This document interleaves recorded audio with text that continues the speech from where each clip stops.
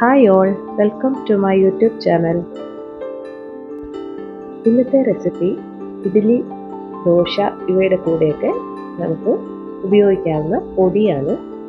ഇതിന് 1/2 കപ്പ് കടലപ്പരിപ്പ്, 1/2 കപ്പ് ഉഴുന്നപ്പരിപ്പ്, എള്ള്, കായം, 8 വറ്റൽമുളക്, 3 തണ്ട് കറിവേപ്പില, 4 വെളുത്തുള്ളി, കുറച്ച് കുരുമുളക്, ഇത്രയാണ് എടുത്തിരിക്കുന്നത്.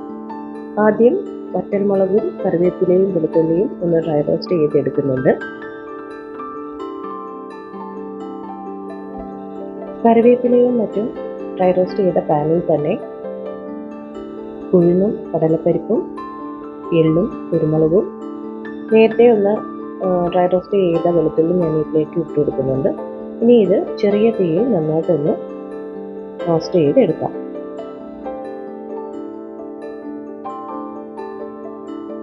ഇതിലേക്ക് 1 ടീസ്പൂണോളം കായപ്പൊടി ചേർത്ത് കൊടുക്കുന്നുണ്ട്. കൂടാതെ കളറിനായി 1/2 ടീസ്പൂൺ മുളക് പൊടി ചേർത്ത് കൊടുക്കുന്നുണ്ട്.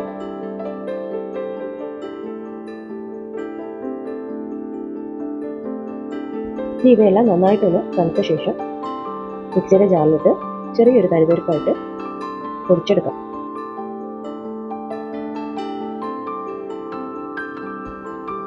ആവശ്യത്തിന് ഉപ്പും ചേർത്ത് നന്നായിട്ട് പൊടിച്ചെടുക്കാം. ചെറിയ തരിയോടുകൂടി പൊടിച്ചെടുത്തിട്ടുണ്ട്.